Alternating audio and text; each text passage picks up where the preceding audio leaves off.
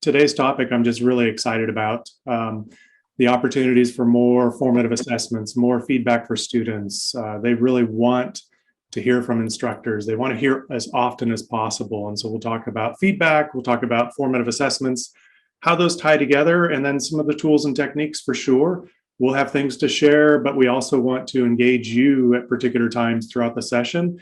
And please continue to use the chat because we'll look at that. We have a team here and we'll respond to you through the flow of things. And then also as we get to those moments of interaction as well. Carrie, anything else to share before? I'll just turn it over to you. Actually, you're going to go through the next section. Yeah, no, nothing else to share except for thank you for coming today. I know it's a really busy time on campus, wrapping up the semester. And I also know that many of you have been to other of our webinars, so thanks for returning. And hopefully we'll make this really engaging. We're going to have a breakout room today, and we're trying to practice what we preach as much as possible. So I wanted to start the way we start all of our webinars, and the way that we start everything we do, which is to really remind ourselves that that we are completely committed to humanized, inclusive, and engaged learning.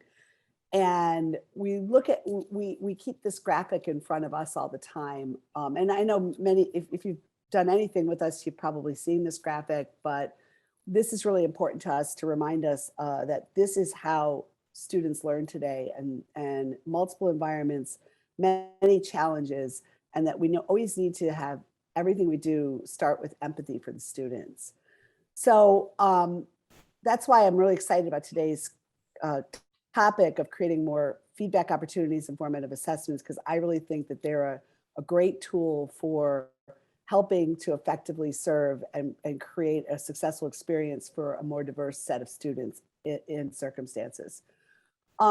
So on to the next one, just a really quick one. Many of you have seen this, but in case you haven't, we are so committed to humanize, inclusive, and engaged learning that we have spent quite a lot of time, led by Brett, creating a framework that we call the Purposeful Learning Framework. And if you look at it here, you'll see there are 8 elements of the framework and what we consider to be critical elements of effective learning. And on the left-hand side here, you'll see the elements that are really functionally necessary for creating an effective experience. And you can see outcomes-aligned assessment, and we're going to talk about formative today. And on the right-hand side are all the elements of learning that are so critical for ensuring that every learner in every context has the opportunity to have their voice heard and to succeed. And early next year, you'll hear Brett and I are going to be sharing out a bunch of tools and thoughts and techniques around the right-hand side of the framework, and on helping to create courses that are more humanized. I know that we've heard from lots and lots of faculty that they're really burnt out and that they're also really struggling to make sure that every voice is heard, that the class is a community. And it's really hard to do this in these virtual and blended environments of today. So, so anyway, that's the grounding, and I'm going to send it back to Brett to talk about a feedback. Great, thanks, Carrie. And yeah, as you think about feedback and the formative assessments we're talking about today, you'll see how that really serves so many of these elements, the majority of these elements, which is a great thing. So let's focus on feedback for just a little bit. And it's one of those things, in my opinion, that gets overlooked. We tended to be in a rush to move forward all the time, and we don't necessarily take the time to think about feedback and how to give that effectively and how to create more opportunities for feedback. So how to make that more part of what we do consistently across our teaching process. So the significance, it humanizes learning because it creates that connection between you and the students as individually as possible, as frequent as possible.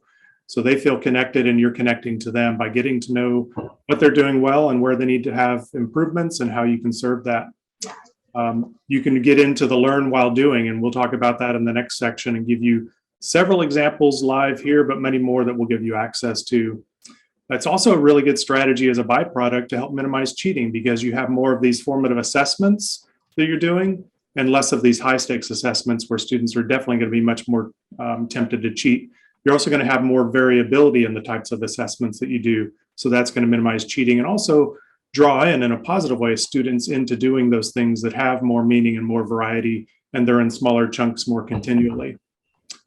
It recognizes and fosters different ways of knowing. For those of you that know universal design for learning, certainly a big part of my background, that's that multiple means of expression that you're allowing students. So again, it's not just learning toward the test, but it's really about learning in more authentic and active and engaged ways. And then for some students in particular, it helps to promote that sense of competency and belonging. If they have imposter syndrome, if they're on the margins, if they're doubting whether or not they belong in that course or in that program, by having these types of things in place that we'll talk about today, then you're going to be able to draw them in and help them feel like they belong and part of that community. So you're propping them up for success. One of the things we see in research is instructor versus student perceptions about feedback. Instructors tend to think that they're giving feedback that was useful and fair and understandable. It was constructive or meaningful. Students felt encouraged. But when you talk to students, they're reporting that the feedback they're receiving is vague. It's not personalized, and therefore it's not informing their learning. So it's really a matter of taking a step back to think about your feedback methods, but also the messages that you're sending for students is how useful are those and directional are those feedback elements. And then to look at a framing, some of the essential elements, it should be frequent, at least one opportunity per week per student. And when I talk about feedback, I'm not necessarily talking about grading. These can be very small elements of feedback that you're giving to them, but in a continual drip fashion, if you will, as opposed to waiting to give them a grade and then maybe one unloading of feedback. So one opportunity per week, small things.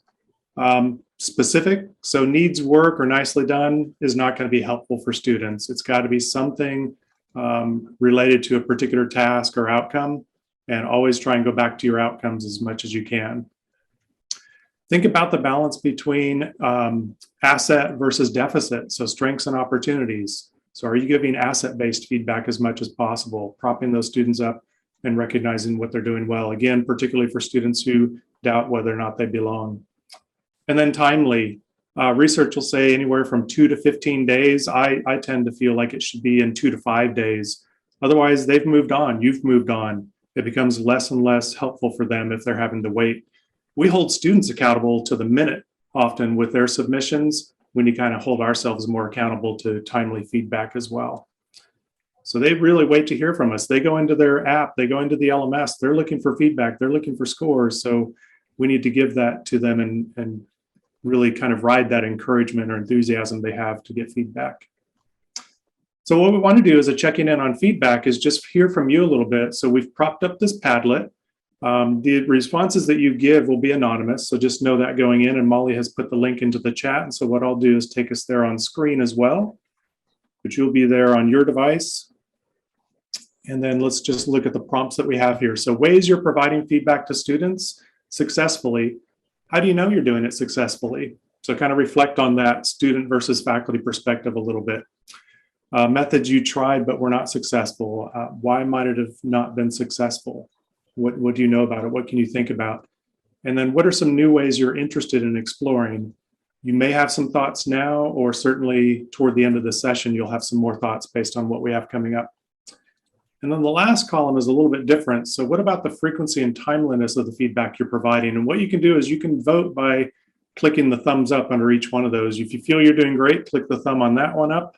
Doing okay or infrequent or slow, you can give a vote there. Again, these are anonymous, but we can kind of see where people feel like, sort of like a stacked histogram, if you will. Okay, some of the responses we're getting: group forums, weekly, awesome. And we're going to get into feedback, not just coming from you, but peer feedback. Leverage peers to be able to give feedback to each other. Do different types of group assignments or peer reviews, for sure.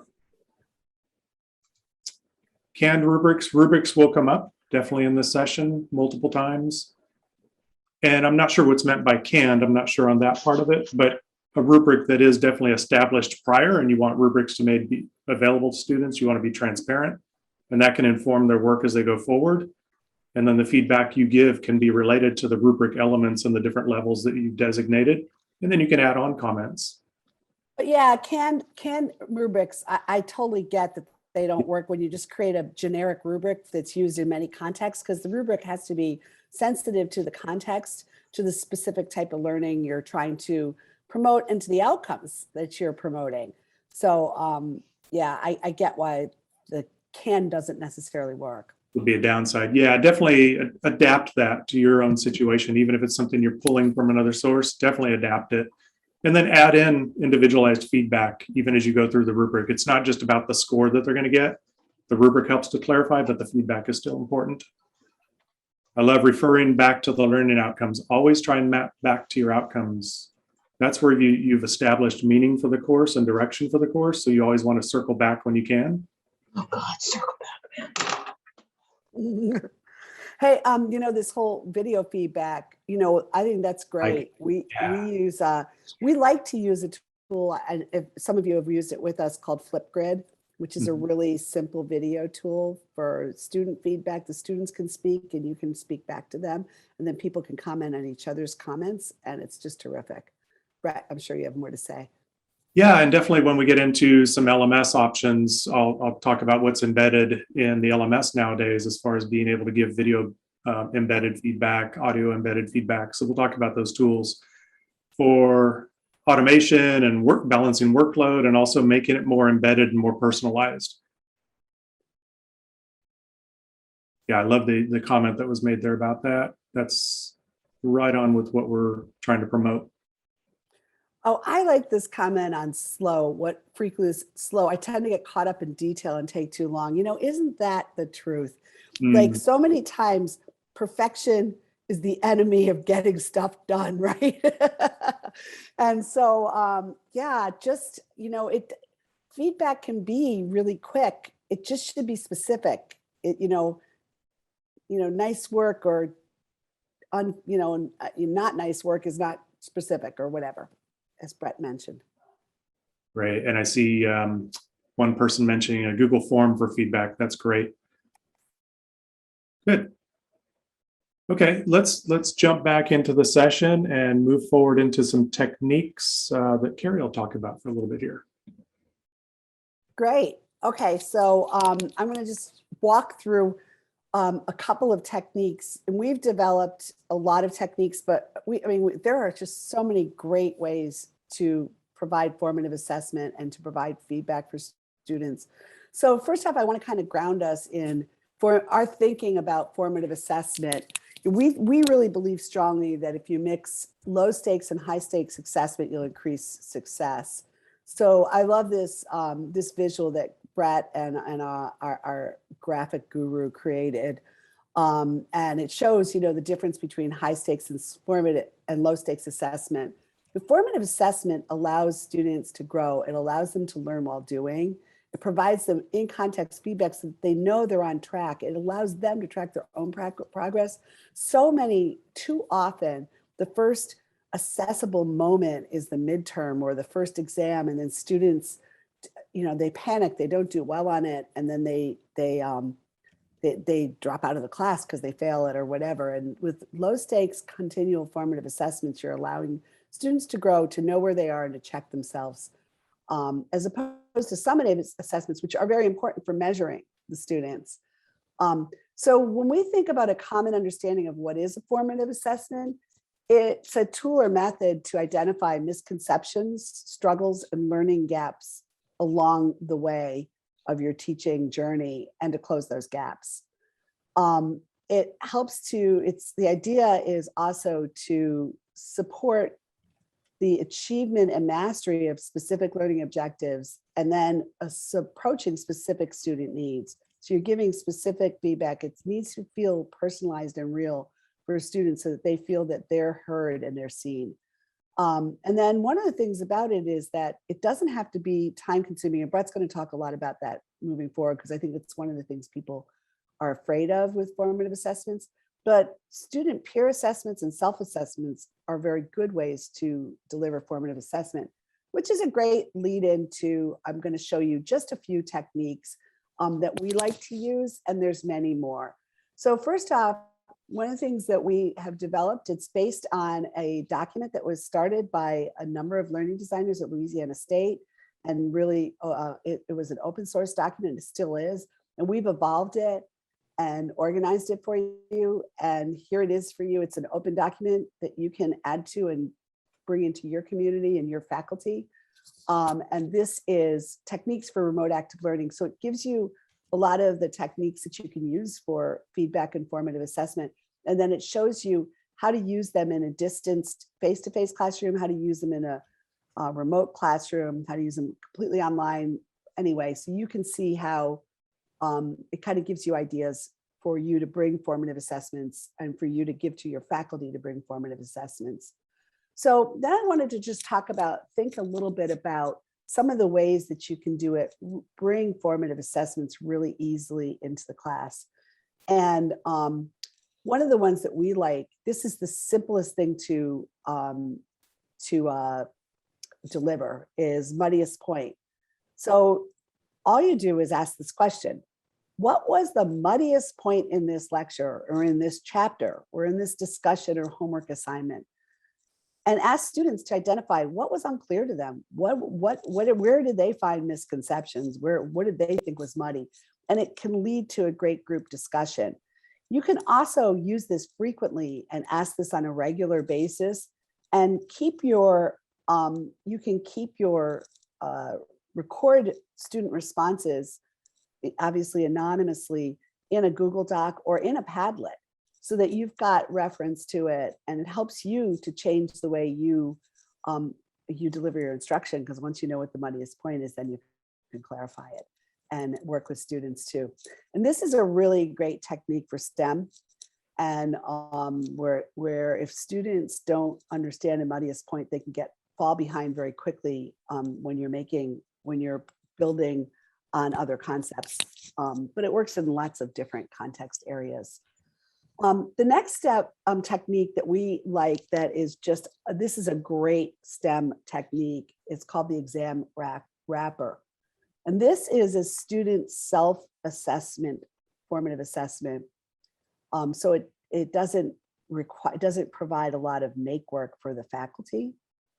So rather than giving back your score at the end of an exam and moving on, you give students a little questionnaire, and this can be also delivered in a Google form or Google Doc. There's lots of ways you can deliver this.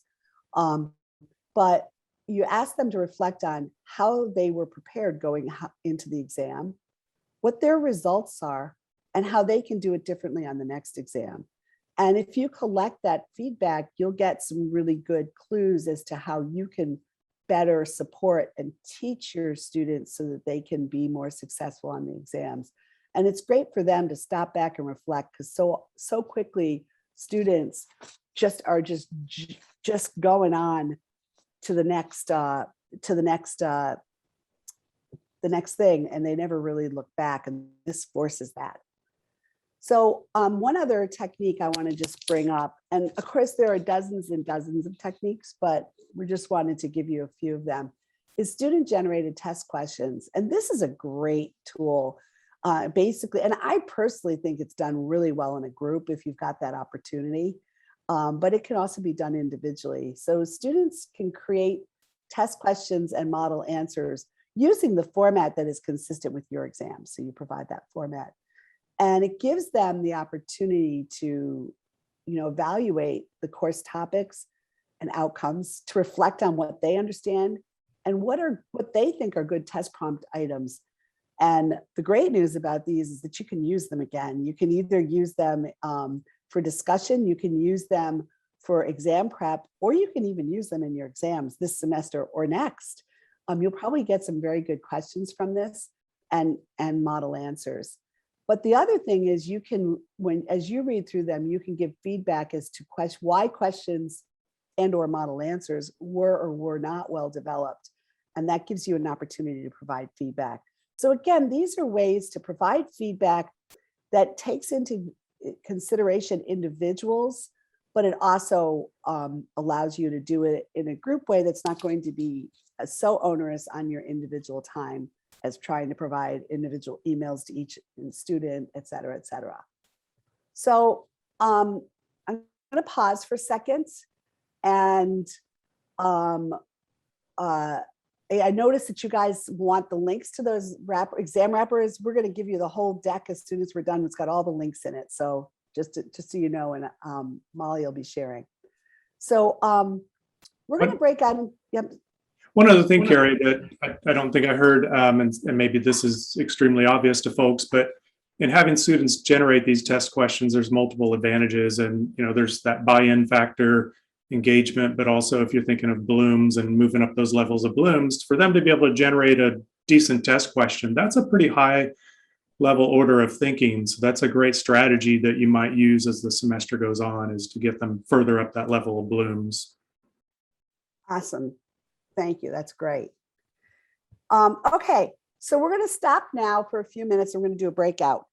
And what we're going to do is break you into rooms for 5 minutes and to have a little bit of dialogue about what ways you share with each other, what ways you're providing greater opportunities for formative assessments and feedback. What challenges have you faced in these efforts? What are you doing differently now after COVID, and based on the new reality of that we're now in a world that is blended and has online and blended components to it? And then what do you need to do to overcome the challenges or become more effective in this area? And what I'd like to do is to have one of you as the timekeeper, one of you as the note taker, and one of you as the report backer. And what we'll do is have each of you introduce yourselves, spend a minute introducing yourselves to each other, and then each of you talk a minute about these questions. You can choose one question or more than one of these questions to discuss. It's up to you. And then at the end, what we're going to do is ask each group to kind of report what are their 1 or 2 takeaways. So if you at the last minute, just kind of decide on what your takeaway is. And that's what we're going to do. I know we could start with our room, because I was in breakout room 1-1, and Ngozi is going to report back, so maybe she could start it out, and then we could get a couple of the other rooms going. Okay. Okay. Yeah, So we had 2 main. They were kind of opposite. So the first one was talking about, he was a math teacher, and that's Rick, I believe. And so he was talking about how his students actually enjoy the formative assessments, and they actually ask for it, and it keeps them engaged all through the semester. And then the second person, Tim, was talking about he's in higher ed, so nursing program, and they actually have like a summative assessments kind of thing. But they used to have high stakes testing, but now with everything, they brought the high stakes down a little bit and done like adaptive quizzing more frequently.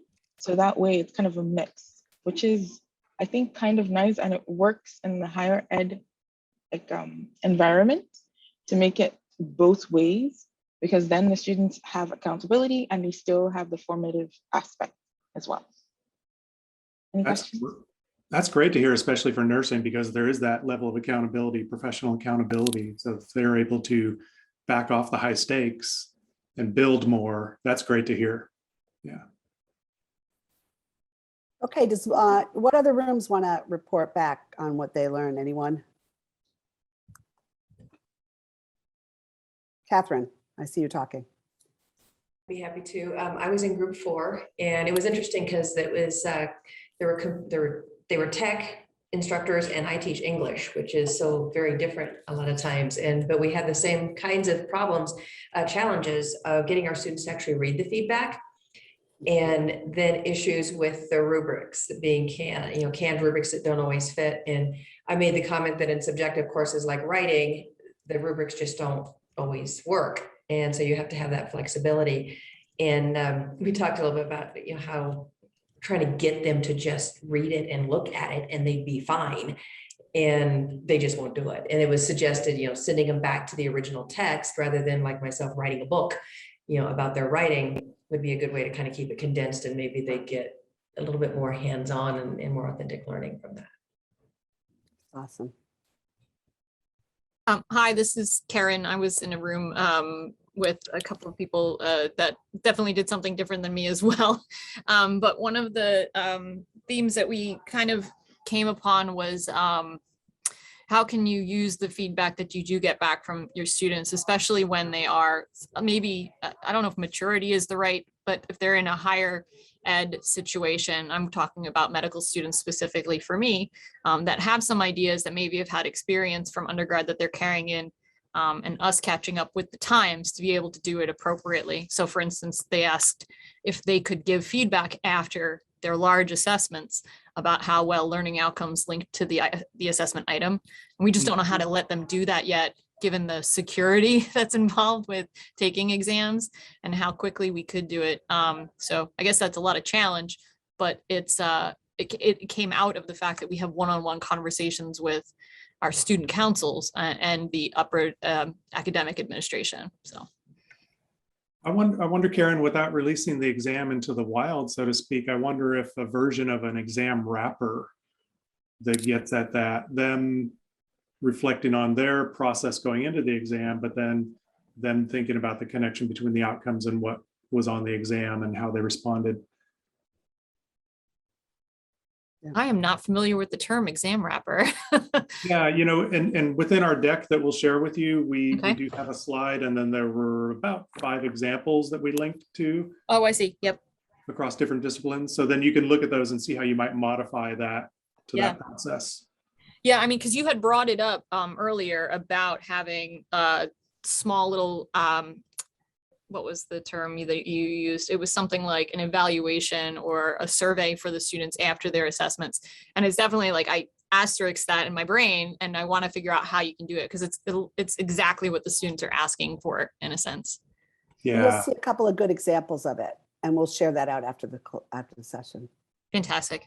yeah. Jennifer asked about exam wrapper as well. So look back up into the deck and you'll see the exam wrappers slide and some links to some of those that are out there. And they tend to be more doc or print based, but they're easy to modify into your learning management system or into a Google form if you'd like, whichever you prefer, to be able to get students to reflect on how they did going into the exam, what they might do differently going forward, and then were there any gaps, and then how they might identify what was in that exam experience and how it mapped to the learning outcomes.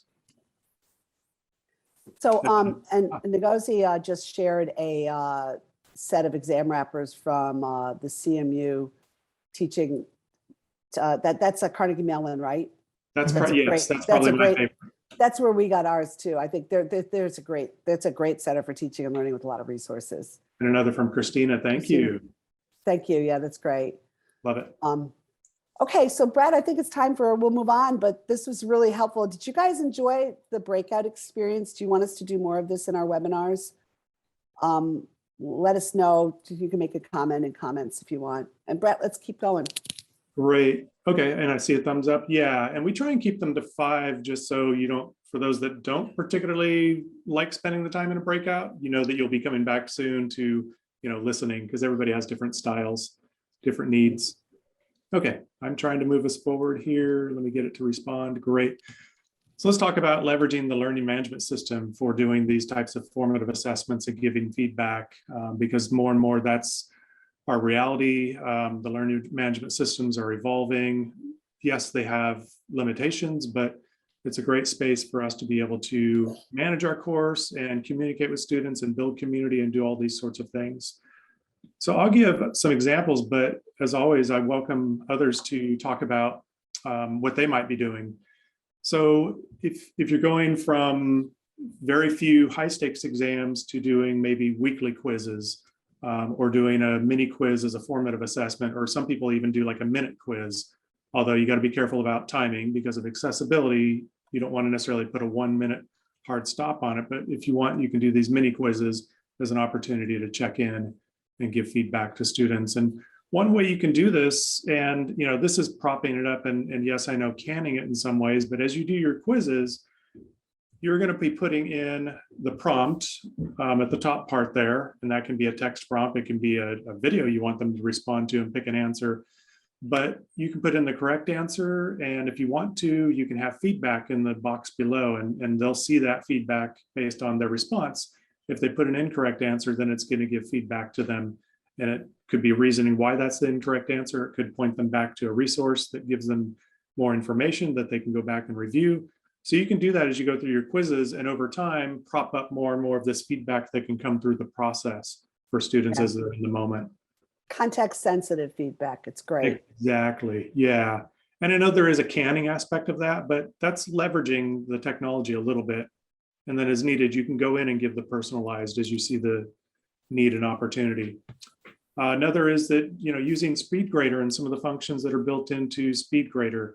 So for written papers, for example, there's some great things you can do. You can have a rubric that's built in with that assignment and SpeedGrader, and using that rubric to then be able to give scores on the different elements and then give feedback according to the rubric, and then also be able to annotate the document, whether it be marking it up, circling things.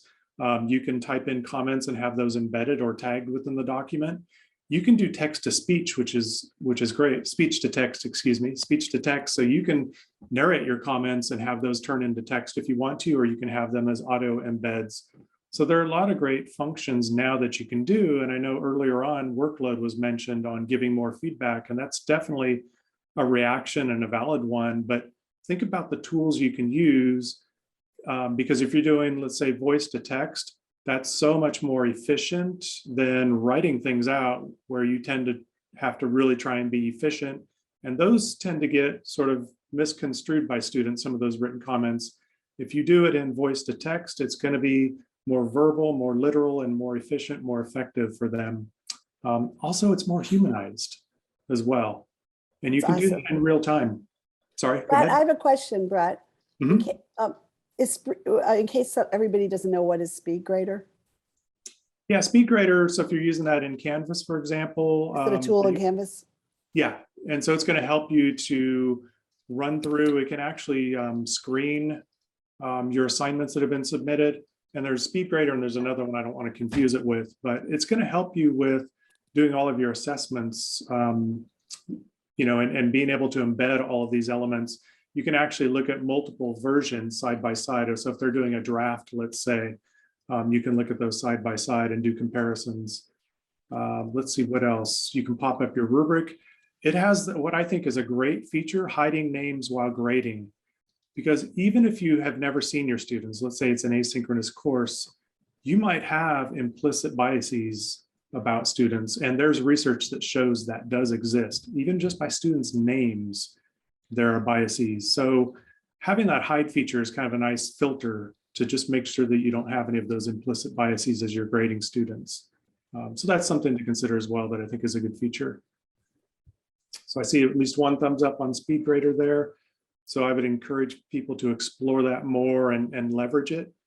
Again, if we give you all of these different tools and ideas, you're not going to adopt all of them tomorrow. You're not going to adopt all of them ever, but think about which ones are the best next steps to make your work process more effective for you and for your students. As you're giving grades, try and give those grades meaning. So as you're going through and you've given scores, maybe those have been auto-graded, but how can you go through and give some feedback to students that give a little bit more meaning behind that grade? So that's just not the focus. The focus is on learning and process and growth, not just on score. So the example here, unfortunately, is to me not very effective. Thanks for your submission. I will grade your paper shortly. It should be something about how they did well in particular sections, maybe another section where they could have more focus next time and do better. And then last, I believe, is something that I think has good utility is it's not rich in feedback, but it is a type of feedback, and staying connected to students and trying to help them along is setting these conditions. So messaging a student who hasn't submitted yet, or if it hasn't been graded, giving them a follow-up message that, it's in process. If things have lagged I'm a sorry. little bit. I apologize. How are yeah. you doing? Oh, hey, hey, Sorry. hey. Okay. Let's see. Hey. Good. Okay, I'll keep going. And then you can also have a message propped up for students who score below a particular number or percent, or students who score above. So you can do that. So I would say that's another form of feedback, even though it's not very personalized. Still, it's giving students input, and it's also, an early intervention strategy as well, which isn't always the most positive thing that you have to do, but it's important for particular students.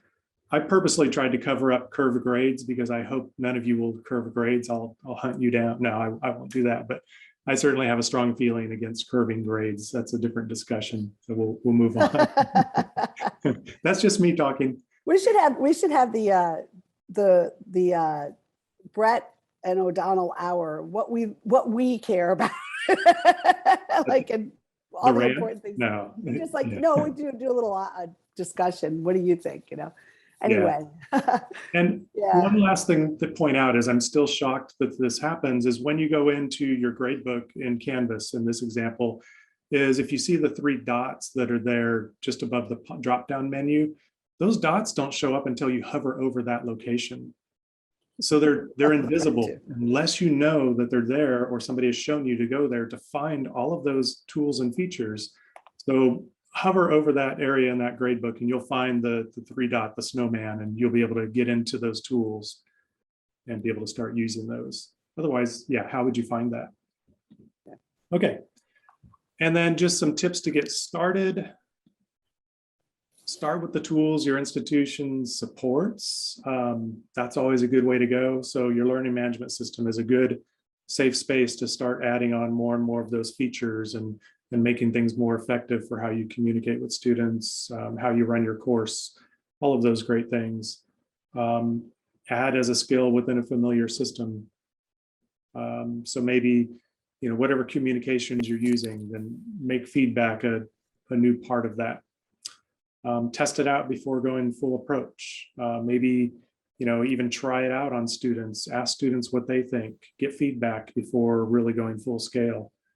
And then grow into using multiple techniques, because if students are getting sort of the one same type of message over and over, then it's going to sort of fade off of the impact that they have, and they might become sort of bored, it gets stale. So try different techniques for giving feedback to students. And so we've tried to prop you up with several of those today. Keep in mind that with accessibility, I did mention that earlier. So yeah, if you're doing speech or speech to text, or if you're doing audio input, I mean, think about who your users are. And if accessibility is an issue, then make sure you're giving the type of feedback that works best for those students. And then always ask students, how's it working for you? Am I giving enough feedback? Are these types of feedbacks and supports and these formative assessments working for you? You know, how is it enabling your learning? What can I do differently? So, okay, let's pause here. Any other ideas as far as steps to getting going? Anything from the group? What would Brett do? And then go 180 from that.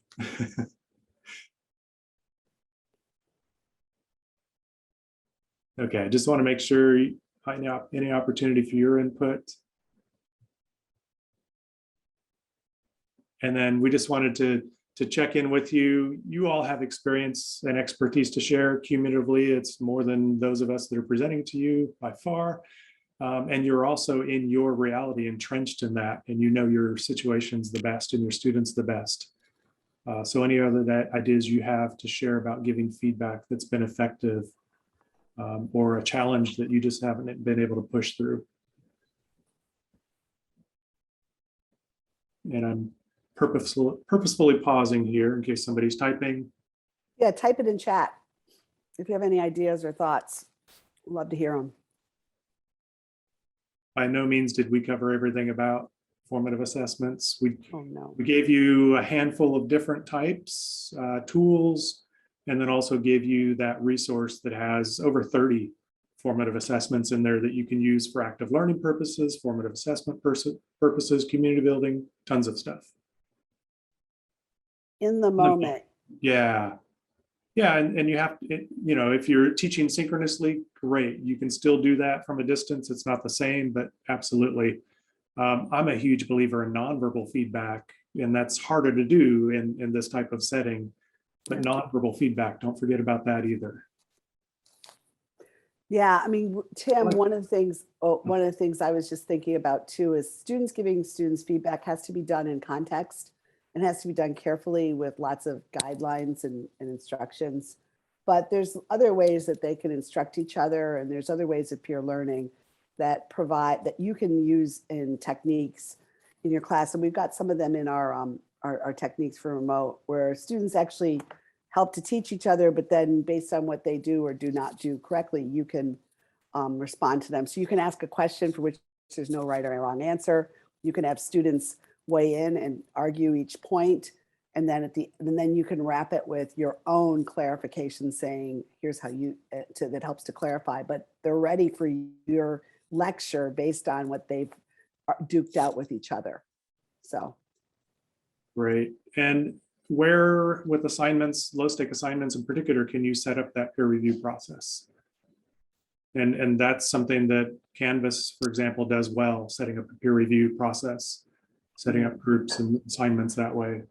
So if you have a rubric and structured review process, students can do that and they can give feedback to each other.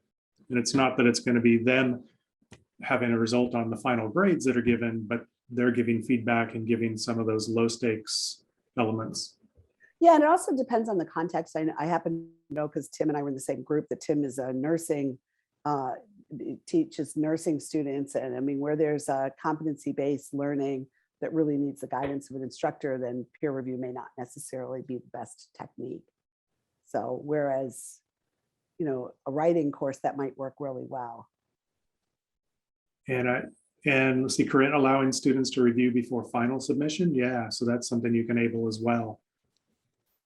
Yeah, maybe it's maybe they get peer review on the draft, then they work on the final submission and submit that to you. That's another two-stage process you can do. And I see some discussion elements in the chat about student feedback on the course. That's kind of another discussion. Yeah, student feedback is important toward the instructor. So we definitely have methods for that. We have an early term feedback survey that a lot of people have adopted, where they do that at 3 to 4 weeks out, because we know that beyond halfway through the course, it kind of becomes too late. And doing those formal institutional course evaluations, those are extremely limiting, don't give good data. And the research shows that. And that's also my experience and opinion too. Okay, great. So let's go ahead and go to the end here, and Carrie, I'll let you take it. Yeah, I just wanted, there's been some discussion. The deck will be emailed to everyone, but also we'll give you instructions on how to get our YouTube channel if you want to go back and read, because a few people have asked for recordings of this or other webinars, and they're there for you. Which actually leads me into the next thing, if you can transfer to the yellow. So O'Donnell Learn, I just want to talk to you about some of the ways that we want to support you in one particular thing. But, you know, we are, as you know, we freely provide tools and resources through our webinars and our speaking at conferences, which we do frequently. And we usually do about 2 webinars a month. And we've been through these, we've shared out different techniques and tools. And we really love student feedback and formative assessment, because it's such an important element of effective learning. And as I started it out to say, that we are so committed to humanize, inclusive, and engaged learning, but we're also committed to creating empathy for instructors. And this year, in the last couple of months, you know, our team of 150 experts in supporting faculty learning design, learning support, have interfaced with hundreds of faculty members and administrators. And what we're hearing over and over again is how burnt out you all are, and that this has been such a struggle. And now, after, you know, this, you know, the first semester of this year has been the new normal. We're back on campus, but blended learning and online learning is here to stay. And it's still, and now people are saying, well, how can I better enhance my course without burning out and without creating so much time? And so many of the things that you do here are so time consuming. And so we heard you loud and clear, and we created a service offering that we call Faculty Concierge. And Faculty Concierge is a interactive way for faculty to have constant support 24/7 from our team. And our frontline faculty concierge, many of them are online experienced teachers, but they've been trained in our ways. They've been shown our tools and template. So a faculty member can contact them and say, I'm really struggling. I really want to put more formative feedback. I don't have a lot of time to do this. Can you help me? And we help you through it. We give you tools and templates to make it easier. We even put it into Canvas or your LMS for you. We help you make it, just help enhance your learning and help you evolve your experience and help your faculty evolve their experience. So with all of this and with customers coming to us and saying we really need some help and support, we created a spring semester offering. And it's our concierge is something we offer to schools. So a school will buy it for summer, a group of like all their nursing instructors, or they might buy it for the whole institution. And it's a license, so they have access, and through it you have access to our frontline concierge, but then we can also pair you with our learning designers, our learning design team, to help you with whatever you need help with. So what we did is we created this short-term faculty focused concierge. You can have a few faculty go through it. You as a faculty member can get it. It's reasonably priced, $255 for 3 months. And what the idea is to help faculty lower their burnout as they get up to speed on the new normal and the now normal. So help you build new formative assessments, increase your use, think them through, do what you need to do. Our last webinar was about intentional instruction and chunking instruction. We can help you think through how to chunk instruction, how to use techniques to create your class as a community, and how to use the LMS effectively. But we also give you ed tech support to actually put those chunked videos or help you chunk those videos and put them into the LMS, etc. So if this is something you think that would be of interest for a handful or a team of faculty on your campus or for yourself, we will be reaching out to you and just letting you know it's here. And if you want to discuss it with us, or you want to pass it on to other people or have us talk to other people on your campus, feel free, we're there. We're really excited about this because what we're hoping to do is get cohorts of schools. So for example, we're going to put a 2-year cohort and we're going to report back to all the 2-year institutions that work with us. Here's what we've learned. Here's how we think you can support your faculty better. And here's some of the tools that we found were most successful, et cetera, et cetera. So any questions about this? Feel free to ask Brett or I. And we're there to support you. We've got lots of ways, but this is really, we're very excited about this. We've just kind of come up with this and started to launch this, and we're psyched, and we're hoping to get a cohort of a couple hundred faculty in it and support them and support you in whatever ways to help get rid of burnout. So that's my last little thing. And Carrie, within that larger cohort of people that might sign up for this is at your institution, you can put together a faculty learning community that can go through an experience like this together. Yep. And you might have particular priorities or based on their interests, and you can have them go through this experience in a targeted way and then have that community taking place. And then they maybe share with their faculty later in the spring through a forum of dissemination, presenting out, whatever it may be. Yeah, and one of the things that we found is a lot of institutions are very interested in concierge. It's a new concept because it's more of a support concept and less of a, here, we'll help you design your programs. And the thing is that this allows you to test it out in a small group and try it and see how it works and get your faculty telling you what worked for them. Anyway, that's the end. And anything else, Brett? Do you want to have anything else to wrap this? No, other than thank you. And here's our contact information. If you do want to follow up with us on today's topic or on that offer that you just saw a moment ago, then please do feel free. I'll put that into the chat. Is this our last webinar for the year? For this year, yes. It is. We'll be sending out a newsletter with kind of some of our learnings for the year later on. We'll let you know in advance to launch what our webinars for next year. And we really look forward to them. And thank you for coming and being with us today. Thanks, everybody.